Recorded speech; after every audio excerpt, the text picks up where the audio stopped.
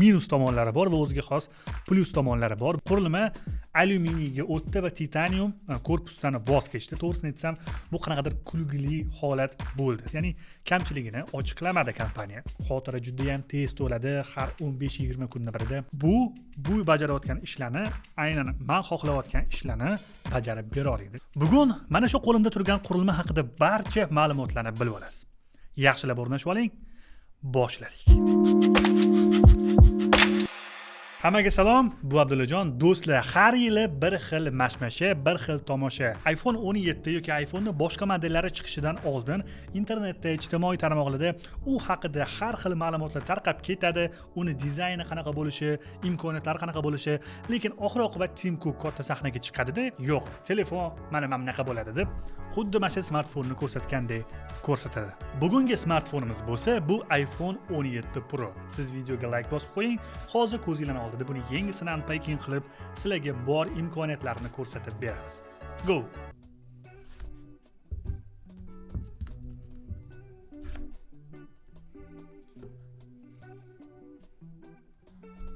Tada! Mana o'rtoqlar ko'rishingiz mumkin. Shunaqa go'zallik, lekin rangi umuman olganda juda ham yoqimli, takoy rus tilida aytganda sochning rangi ekan. Men hali o'zim vizualni hali ko'rmagan edim. Korobkasi o'sha korobka, ichida kabeldan boshqa hech vaqosi yo'q. Mana bu bo'lsa qurilmani o'zi. Qani? Voila. Tayyor. Mana o'sha do'stlar, siz u biz kutgan iPhone 17 Pro Max olib kelmadik, chunki o'zi prezentatsiyada ham Tim Cook o'zi ham Pro Max uncha katta taqdimot qilib, vohma qilgani yo'q. Asosiy bor e'tiborini Pro modellariga qaratganini shundoqqina o'zi ko'rsatdi. Birinchi navbatda qurilmani tashqi dizayni haqida gapirib o'tishimiz kerak. Qurilma alyuminiyga o'tdi va titanium korpusdan voz kechdi. To'g'risini aytsam, bu qanaqadir kulgili holat bo'ldi. Sababi kompaniya titan korpus bilan katta yangiliklarni amalga oshirmoqchi edi, lekin oxir-oqibat alyuminiy korpusga o'tdi. Buni o'ziga xos minus tomonlari bor va o'ziga xos plyus tomonlari bor. Bularni albatta dastur davomida aytib o'tamiz. Alyuminiy korpus bo'lishining birinchi minus tomonlaridan bittasi aynan shuni evaziga qurilmani vazni yanada ko'paygan. Buni albatta bir qarashda qo'lingiz bilan ilg'ash juda ham mushkul masala, lekin baribir raqamlarda bu narsani o'zligi ham tan olib ko'rsatib o'tishgan. Shu sababli ham taqdimot marosimida buni vazni haqida deyarli hech narsa aytilgani yo'q. Ya'ni kamchiligini ochiqlamadi kompaniya. Lekin aynan mana shu alyumin korpus evaziga bizga boshqa foydali narsalar o'rnatib berilgan. Endilikda sizning qurilmangiz umuman endi qiziydi ma'lum bir darajada. Lekin juda ham ko'p qizib ketmaydi va siz o'yin o'ynayotganingizda, film tomosha qilayotganingizda yoki umuman videolarni syomka qilayotgan paytingizda telefoningiz oldingidek kabani qo'lni kuydirib yuborib, tuxumni shartta qovurib yuborsa, qovurilib ketadigan darajada qizib ketmaydi. Korpusning aynan mana shu ajralib turgan joyida maxsus moslamalar bor va agarda tizim qizishni boshlasa, mana shu moslamalar butun korpusga ana shu issiqlikni tarqatib yuboradi. Ya'ni aynan bitta qism qizimaydi-da, buni tarqatib yuborgan evaziga qizish ehtimoli ancha pasayadi. Ya'ni buni agar mantiqan o'ylab qaradigan bo'lsak, xuddi shu qizish bo'ladi, lekin bu butun korpusga tarqatib yuboriladi. Va shuni ham alohida inobatga olish kerakki, mendagi ma'lumotlarga ko'ra bu narsa Apple'da birinchi marta ishlatilyapti. Shu sababli ham bundan vohmali narsa hozircha kutish kerak emas. Bu shunchaki uni birinchi versiyasi hisoblanadi. Kelajakda bo'lsa butun uy joyimizni, mashinamizni hamma joyi muzlatib tashlaydigan darajadagi qurilmalarni kutib qolamiz. Bu albatta hazil. Va albatta qurilmani eng asosiy yangiligi, buni 450 million marta sizlarga ko'rsatib bo'ldim. O'tgan safargi ko'rsatuvda ham bu narsani sizlarga aytib o'tganman. Mana shu yerda chiqib keladi. Taxminan qanaqa bo'lishi mumkinligi haqida. Mana qurilmani kamera qismi odatda mana shunaqa bo'lardi. Hozir bo'lsa buni cho'zib yuborishgan. Masalan, mana hozir ishlatayotgan qurilmam iPhone 15 Pro Max. Farqini o'zingizlar shundoqqina solishtirishinglar mumkin. Va o'rtoqlar, meni qiziqtirgan eng asosiy savol, kamerani laqillashi ketdimi yoki yo'q? Masalan, iPhone 15 Pro Maxda mana bunaqa bug bor. Qaranglar. Cho'salammi o'tganda? Xo'sh, bunda ham bormi yoki yo'q? Balki mana bu bo'rtib chiqqan qism evaziga kamaygandir deb o'ylagan edim.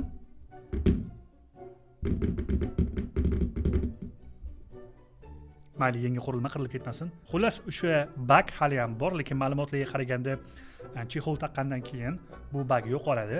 Lekin menga o'xshab chexol taqmasdan smartfon tutadiganlar bo'lsa, nima qiladi? Apple bu narsaga tayinli javob bergani yo'q.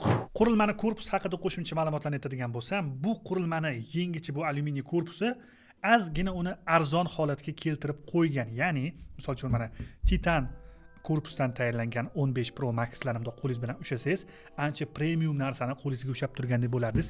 Lekin bu yoqda oddiygina o'sha qanaqadir boshqa Xitoydan kelgan telefonlarni modellariga o'xshab qolgan. Bu uchun Apple'ni jiddiy tanqid qilish kerakmi yoki yo'q bilmadim. Lekin kompaniya har doim premium segmentdagi smartfonlar chiqaraman deb jar soladi. Shu sababli ham bu safar rangi 5, lekin korpusga 3.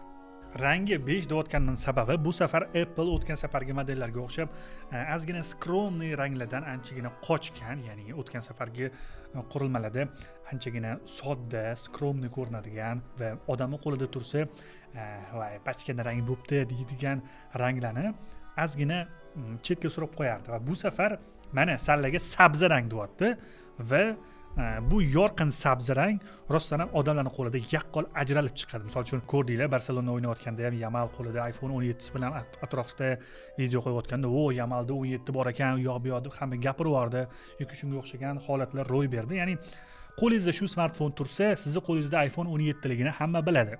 Apple o'sha aytganimdek har doim ranglarni o'zining identifikatsiyasi sifatida qabul qilgan va bunaqa ranglar odatda aynan Apple'dan keyin trendga chiqadi. Va xuddi shunaqa ham bo'lyapti.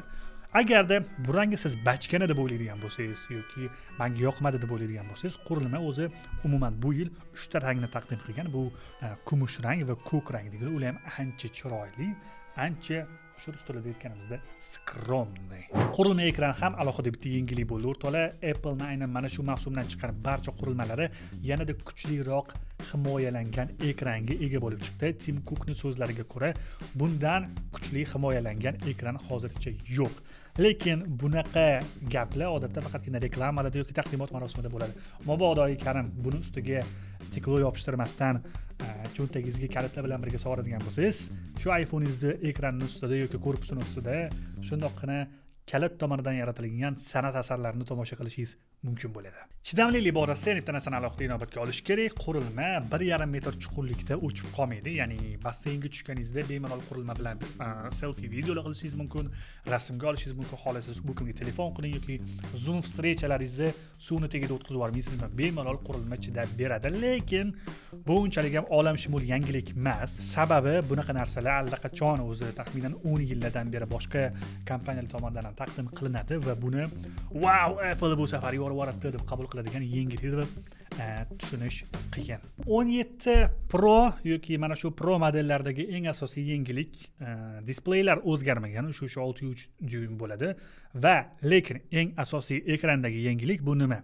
Kunni yorug' paytida ishlatsangiz, u to'liq qorayib qolmaydi. Odatda yorug' paytda quyoshga aks qildiradigan bo'lsangiz, qurilmani ekranini ko'rish juda ham qiyin bo'lib qolardi va uzun quloq ma'lumotlarga ko'ra bu unchalik ham katta effekt bermayotgan ekan. Men buni o'zim hozircha sinash imkoniyatim birozgina pastroq, lekin baribir qurilmani o'zi olib ishlatib ko'rayotganlar bo'lsa, bemalol izohlarda yozib qoldirishingiz mumkin. Rostdan ham effekt beryaptimi? Xuddi shu narsasi yoki boyagi smartfonni qizimasligi sizda qanaqa ta'sir qilyapti? Rostdan ham o'xshayaptimi? Kino ko'rsangiz, video olsangiz, bemalol izohlarda yozib qoldirishingiz mumkin bo'ladi. Xotira borasida ham bombicheskiy yangiliklar yo'q. Qurilma aynan 15-modellardan boshlab 256 gigabaytli xotirali qurilmalarni ishlab chiqarishni boshlagan va bu yerda ham 17 Pro da 256 gigabaytdan boshlanadi. Sababi nimaga bunaqa boshlanadi? O'zi birinchi navbatda tizimning ichidagi turli xil narsalar, applar, umuman ichida nima bor bo'lsa, shuni o'zi 30-40 gigabaytda olib qo'yapti. Undan tashqari har yili Apple'ni faqat va faqat kamerasi juda ham sezilarli darajada o'zgaryapti. Bunda bemalol klip, qisqa metrajli filmlar, hatto badiiy filmlarni ham to'liq tasvirga olish mumkin va juda ham rostdan ham yaxshi tasvirga oladi. Shu sababli ham 256 gigabayt bu aslida o'rtacha hisoblanadi. Mana masalan, deylik, mana o'zim ham storieslarimni 4K formatda olaman, 60 fps da olaman va shu sababli ham xotira juda ham tez to'ladi. Har 15-20 kunning birida eski videolarni o'chirib chiqarishimga to'g'ri kelardi. Endi qurilmada 256 gigabaytdan o'sha eskidagidek 256 gigabaytdan boshlanyapti va bu juda ham yaxshi. Yetmaganiga o'zi shundoq ham kamera yanada yaxshilangan. Men kamera borasida juda ham alohida gapirib o'tirmadim. Sababi hamma buni taqdimot marosimida qanaqa bo'lganini ko'rib bo'lgan. Agar xohlasanglar, juda ham bilgili kelib ketayotgan bo'lsa, pastda hammasini birma-bir o'zim yozib qoldiraman. Okeymi? Bitta like bosib qo'ying, biz videoni davom ettiramiz. Va uzun quloq gaplarga qaraganda Pro Max modellarini quvvati 2 kunga ham yetish ehtimoli juda ham baland ekan. O'zi bitta narsani alohida e'tirof etish kerak. iPhone 16 modellarini batareykasi juda ham yaxshi chiqdi va hali ham do'konlarda bemalol Smart Life do'konlariga kelib 100 yonkisidagi yoki 99 yonkisidagi 6 oy 7 oy ishlatilgan qurilmalarni topishingiz mumkin. Bu meni qulog'imga juda ham fantastika deyishtiryapti, chunki Apple batareykalar borasida anchagina muhokamalarga sabab bo'lgan ishlarni amalga oshirdi va asta-sekin o'zini effektini beryapti. Ko'ramiz, rostdan ham Pro Max modellari yarim yilda hech bo'lmasa shu 1-yanvar sanasigacha, keyingi yilning boshigacha qanaqa holatda bo'ladi.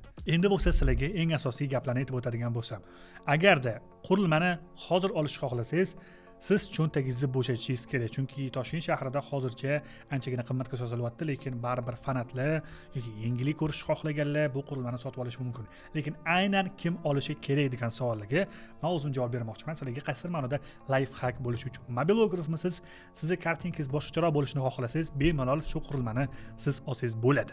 Gamermisiz va telefoningiz qizishidan doimo noliydigan bo'lsangiz, bundan charchab ketgan bo'lsangiz, bu qurilmani olib ishlatib ko'rsangiz bo'ladi. Ammo lekin biroq siz telefonni faqat va faqat alo uchun ishlatadigan bo'lsangiz yoki shunchaki oddiy stories qo'yib qo'yish uchun yoki shunchaki juda ham asobiy vohmali ish qilmaydigan bo'lsangiz telefonni, sizga iPhone'da boshqa modellari ham bo'ladi. Mana masalan, o'zim Smart Life do'konlaridan iPhone 15 Pro Max oldim nasiya savdoga va 99 yonkisigini menga topib berishdi. iPhone 15 Pro Max 2 yil oldin chiqqan telefon va aytib o'tishim kerakki, bu bajarayotgan ishlarni, aynan men xohlayotgan ishlarni bajarib bera oladi. Juda ham yaxshi zoom, juda ham yaxshi kamera, xotirasi ham 256 GB, o'zi ham ancha-muncha katta va meni qoniqtira oladi bir so'z bilan aytganda. Agarda siz telefonda mendan ham kamroq ish qiladigan bo'lsangiz, sizga aslida iPhone 17 Air ham bo'laveradi. Agarda iPhone 17 Airni obzori ham sizga qiziq bo'ladigan bo'lsa, uni batafsilroq yoritishga harakat qilaman. Sababi bu Pro modellarga qaraganda aynan Air sensatsionroq model bo'lib chiqdi hozircha. Agarda qiziq bo'ladigan bo'lsa, shunoqqina izohlarga qiziq yoki qiziq deb yozib qo'ysangiz ham bo'ladi. Biz bo'lsa aynan mana shu go'zallik bilan birgalikda ko'rsatuvni hozircha yakun yasaymiz. Agarda qanaqadir kamchiliklar bo'lgan bo'lsa, sizlar o'zingizdan yozib qoldirsanglar bo'ladi. Bunaqa narsasi yaxshiroq, bunaqa narsasi bor edi deb aytib ketsanglar, balki qolgan foydalanuvchilar ham izohlarda bu narsani o'qib olar. Har holda biz qo'ldan kelgancha sizlarga yaxshiroq obzor qilib berishga harakat qildik, chunki baribir qurilma haqida ko'plab ma'lumotlar chiqib ketib bo'lgan edi. Shuning uchun ham biz bo'lsa keyingi ko'rsatuvlarda ko'rishguncha, agarda rostdan ham Air qiziq bo'ladigan bo'lsa, men bajonidil sizlarga obzor qilib beraman. Hali oldinda sizlarni yanada ko'plab videolar kutyapti. Shu sababli ham go o'rtoqlar, izohlarda yozib qoldiringlar va bizni kontent qilishdan to'xtamaymiz. Salomat bo'ling.